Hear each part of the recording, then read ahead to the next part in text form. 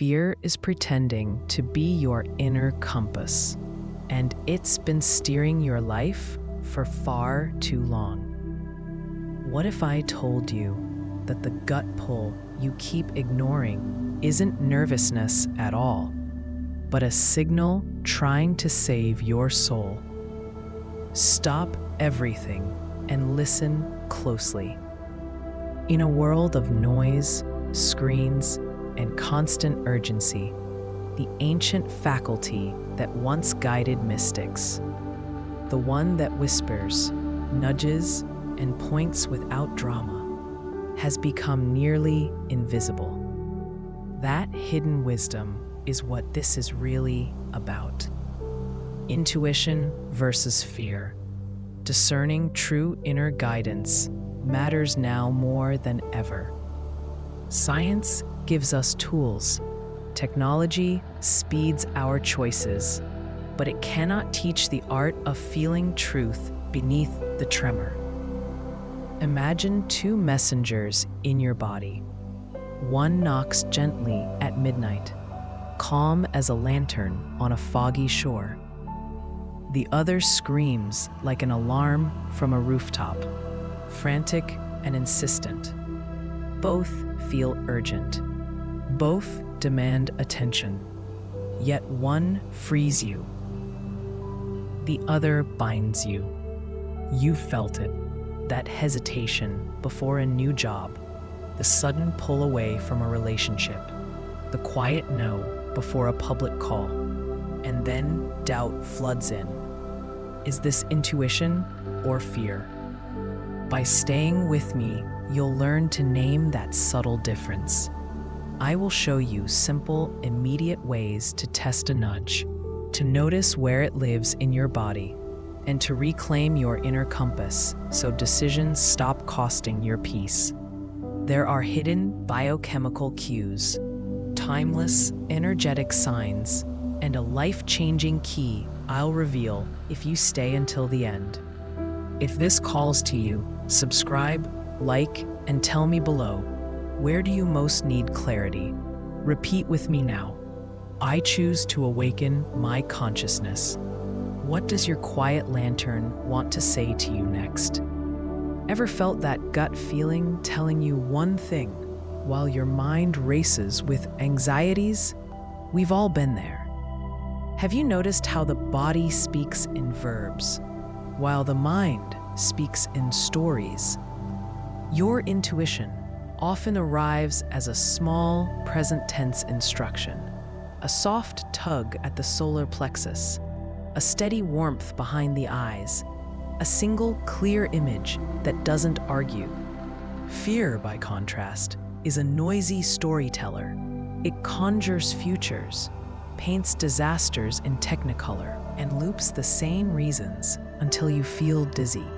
Think of intuition as a lighthouse beam, focused, steady, guiding. Fear is the storm siren, loud, urgent, and designed to keep you locked in place. Listen inwardly and learn to read the signatures. Intuitive nudges tend to be immediate, physical, and precise.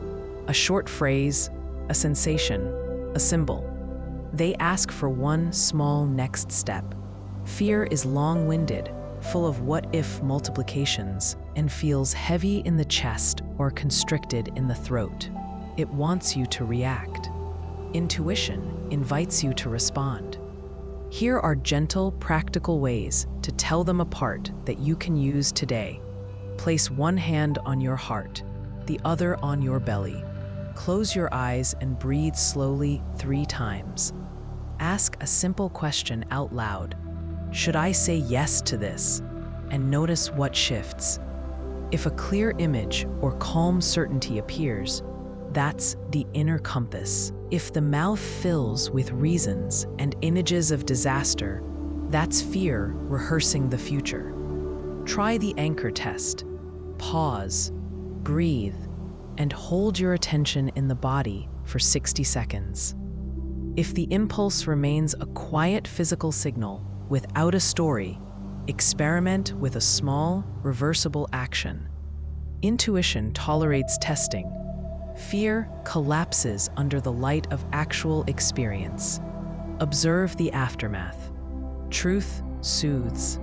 Fear escalates. A subtle twist to understand: intuition is not always comfortable. It can require courage and change. Sometimes it feels odd or even fearful because it asks you to step beyond old comforts. The real difference is this: intuition is a presence that does not need to narrate. Fear needs a narrative to survive. When you can separate sensation from story, you begin to hear the thin thread of truth beneath the noise. Bring curiosity into the practice. Name the feeling. This is chest tightness. This is a clear nudge. Journal one sentence about it and calibrate over time. Watch how the inner compass strengthens the more you test it with small choices. Modern research calls this the gut-brain dialogue. Ancient teachers called it soul listening. Both agree you are being spoken to. The next time your gut tugs and your mind panics, which voice will you answer? The storyteller or the lighthouse? And what would happen if you followed the quiet beam instead? What's the core difference between a true intuitive nudge and the clamor of fear? It's subtler than you think. The more you chase certainty, the murkier your inner compass becomes, until you learn to listen differently. Intuition arrives like a small lighthouse, steady, patient, refusing to be hurried. Fear is wind-driven lightning, bright, urgent, demanding immediate action. Both can feel intense. Both can feel bodily, but their textures are not the same. Imagine two messages in your body. One is a quiet pressure at the center of the chest, a soft yes that widens your breath and makes your shoulders loosen. The other tightens your throat, quickens your pulse, and launches a swarm of what-ifs into your head. Intuition rarely speaks in pronouncements. It offers an inner landscape, an image, a future sense that feels right in the bones. Fear narrates stories, rehearses worst-case scenarios, and tries to pull you into an imagined danger that often never arrives. Here is a twist many seekers miss. Fear can wear the clothing of intuition. A fearful mind, when desperate to be heard, will mimic the cadence of a gut nudge. That is why discernment is an art, not a one-size-rule. Another twist: what you call intuition may sometimes be longing or avoidance disguised as guidance. If a choice simply spares you discomfort rather than invites growth, check the source. You can practice refinement in 3 simple embodied tests. First, pause and breathe. 2 long inhales, 3 slow exhales. Notice whether the signal expands, intuition, or constricts, fear. Second, name it aloud. Is this fear, curiosity, or guidance? Saying it anchors the nervous system and often reveals the truth. Third, allow a waiting window, 10 minutes, a day, or a dream, and observe whether clarity persists. Intuition tends to remain or deepen. Fear usually escalates or dissolves when not fed. Modern studies whisper what mystics have always intuited. The body knows before the mind explains. Raise your vibration, not by forcing answers, but by creating space. Soft movement, sunlight on the skin, silence in the hours before sleep. These practices clear the noise so the subtle lighthouse can be seen. As you grow more honest with your inner signals, your third eye will not need to shout, it will shine. What would it feel like to make your next choice from that patient, steady light, rather than from the flash of panic? Why is learning this distinction crucial for your decision-making and overall well-being in 2025? In 2025, the world will nudge you 1,000 times before breakfast.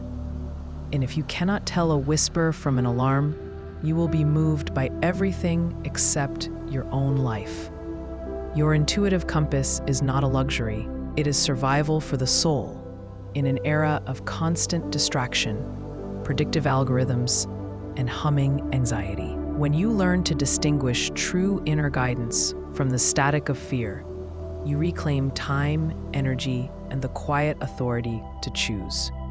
Imagine standing at a crossroads, two paths, both lit by possibility. One feels like a soft, steady pull, a gentle alignment in the chest or an ease in the throat, like a melody your bones remember. The other hits like a flare, racing thoughts, a tightening around the ribs, images of disaster that loop until you act. The first is often intuition, the second, fear. But there is a twist. Fear can wear the clothes of intuition, and intuition can be so subtle you almost miss it.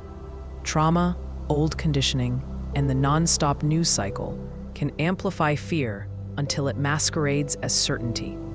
That's why discernment matters more than speed. Practically, this discernment changes everything you do. It means not taking every urgent thought as command.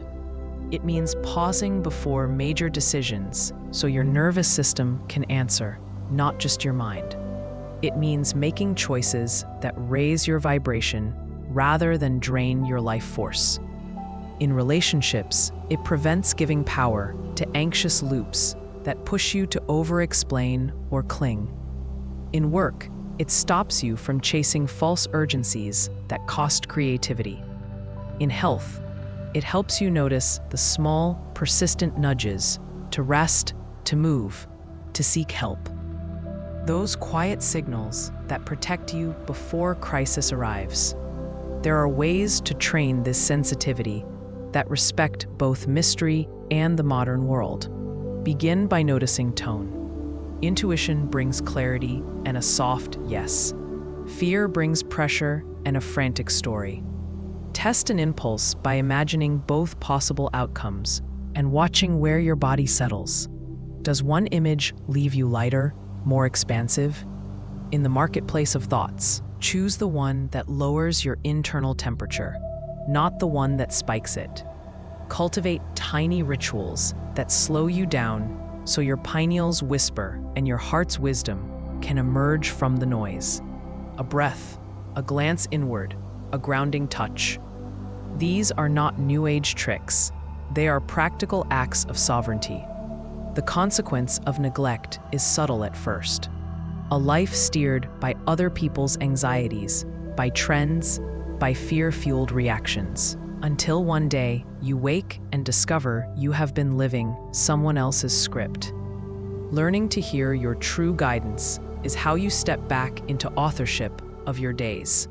So pause now and ask yourself quietly, if fear's volume dropped by half, what would your inner compass begin to point toward? You made it this far. That matters. Take a moment to feel the weight of that. You showed up for your inner life when distraction was loud. That willingness to listen is a signpost. It marks you as one of the ones who will reshape their story. You are seen, and you are chosen by your own courage. If something in this video landed in your bones, even as a soft tremor, tell me below. Drop a simple yes in the comments if you felt this, or share the one sentence that came through for you just now. Speak plainly. A single word, a small memory, a moment when you almost acted on a hunch. Your truth, offered honestly, lights the path for others who are still learning to trust. This place is not a channel of rhetoric. It is a gathering. When you leave a comment, You are not speaking into emptiness. You are adding to a living map that others will read when they need courage. Reply to someone who resonates. Offer a brief encouragement. We are a small constellation of seekers. Together, our small lights become a guide. If this teaching helped you distinguish a whisper from a warning, consider supporting the work. Like this video, subscribe if you haven't yet, and click the bell so the next message finds you in the right moment. If you want deeper practices, say so. I will bring exercises that honor your pace, your scars, and your quiet bravery. For now, a tiny, private ritual to carry with you. Place your right hand over the center of your chest. Close your eyes. Breathe in for 4 counts, as if drawing in a soft lantern light. Hold for 2. Release for 6, letting any sharpness dissolve. On the next inhale, imagine the place between your eyebrows, gentle, not forced, and whisper inwardly, "Guide me true." Let the words settle like cool rain. This is not magic done for you. It is an agreement you make with yourself to listen, to pause, to act from clarity. You have walked through a corridor where fear and intuition look almost the same. Now you know they speak with different tones. One constricts, one frees, one demands, the other invites. Practice choosing the invitation. Honor the small steps. Forgive yourself the times you were misled. Those were lessons in disguise. You are part of a tribe that values subtlety and depth. Come back into this space when you need to remember that you are not alone in your longing for truth. Keep tending the small hearth of your inner knowing. It will grow into a light that others can follow. Keep shining your light. Remain present, breathe, and absorb this energy in gratitude.